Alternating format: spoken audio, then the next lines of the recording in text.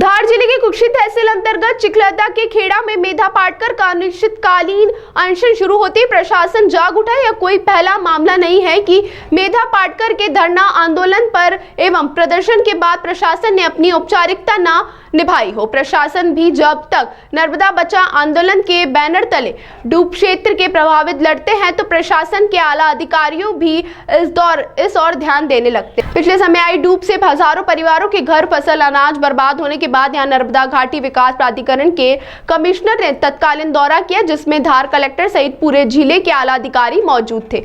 इस बात को 10 महीने बीतने के बाद भी डूब प्रभावितों को उनका हक अधिकार नहीं मिला, जिसके बाद 15 जून से नर्मदा बचाओ आंदोलन के बैनर तले सरदार सरोवर बांध के 191 गांव के विस्थापियों के बीच तय किया गया कि एक बार फिर 2017 की तर्ज पर अनिश्चितकालीन भूख हड़ताल जारी की जाए। जैसे ही नर्मदा बचाओ आंदोलन कार्यकर्ता के साथ धरना शुरू हुआ कि कुक्षी एसडीएम सहित कई आला अधिकारी पहुंचे। मांगों के बारे में जाना जो पिछले 39 सालों से लगातार हर प्रभावित परिवार करता आया कि पुनर्वास नीति अनुसार प्रत्येक परिवार का विस्थापन जरूरी है, वहीं जिसके बाद भी आज दिनांक तक विस्थापियों का पुनर्वास नहीं हुआ, जिसको लेकर अगर पुनर्वास नहीं किया गया तो धरना अनशन जारी रहे। सरकार कांग्रेस की गिरी हटी और जो लोग सत्ता में आए वही लोग थे जिन लोगों ने डूब प्रभावितों को डूब से बाहर कर दिया था। और आज लगभग 3 वर्ष होने को आए हैं। पिछले वर्ष भी डूब से लोग प्रभावित हुए, जनहानि हुई, पशु हानि हुई, कोई वाहन की व्यवस्था नहीं थी, कोई भोजन की व्यवस्था नहीं थी।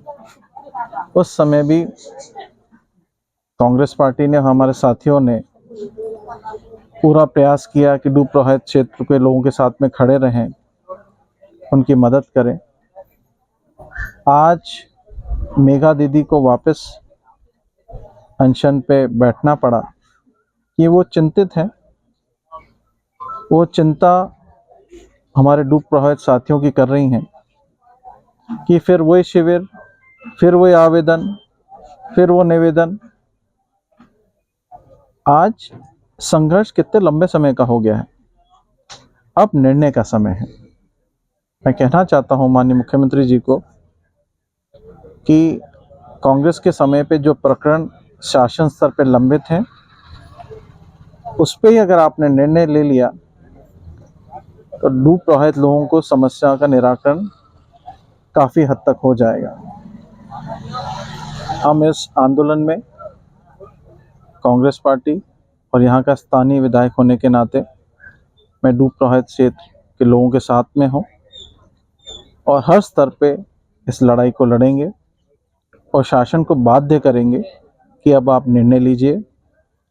अगर विधानसभा सत्र के पहले शासन ने कोई निर्णय नहीं लिया तो इस मुद्दे को लेके विधानसभा में भी हम लोग जाएंगे। नर्मदा बचाओ आंदोलन का धरना, अनिश्चितकालीन धरना अनशन पिछले 4 दिनों से लगातार चल रहा है और प्रशासन ने कहीं ना कहीं कल से शिविर भी चालू किए गांव-गांव में। तो क्या लगता है कि विस्थापितों का पुनर्वास हो सकता है? देखिए, मेधा पाटकर जी के अनशन का 4था दिन होने के बाद भी प्रशासन पर अब दबाव बनना शुरू हुआ है और प्रशासन इतने सालों से जो लंबित मुद्दे थे, पिछले साल की डूब के बाद भी इतने समय तक चुप बैठा था, लेकिन जैसे ही लोग सत्याग्रह पर और आंदोलन पर उतरे, प्रशासन पर दबाव बनना शुरू हुआ है। लेकिन दबाव के साथ साथ ही प्रशासन जिन प्रक्रियाओं को अभी अपना रहा है वो प्रक्रियाएं बिल्कुल ही गलत साबित होगी, ऐसा हमें लगता है। क्योंकि अभी जो प्रशासन की तरफ से एसडीएम और अधिकारी गाँव की मुलाकात ले रहे हैं, उस मुलाकात में वे लोगों से समस्याएं पूछ रहे हैं और लोगों को कह रहे हैं कि इस संबंध में आप आवेदन दीजिए। लेकिन प्रभावितों ने इस तरह के आवेदन कई सालों से दे रखे हैं। कई सालों से एनवीडीए के पास लोगों के कागजात पड़े हुए हैं, लोगों के आवेदन पड़े हुए हैं, अधिकारियों के पास संपूर्ण डेटा है। लेकिन जरूरत है इस डेटा पर, इन प्रभावितों के मुद्दों पर निराकरण करने की, कानूनी मुद्दों को समझने की। तो कानूनी मुद्दों पर निराकरण चर्चा के द्वारा ही हो सकता है। और यह जब अभी पिछले 2-3 दिनों से अधिकारी जो शिविर लगा रहे हैं मनावर तहसील के कलवारा गांव, आज गांगली गांव और कुक्षी में भी चंदन खेड़ी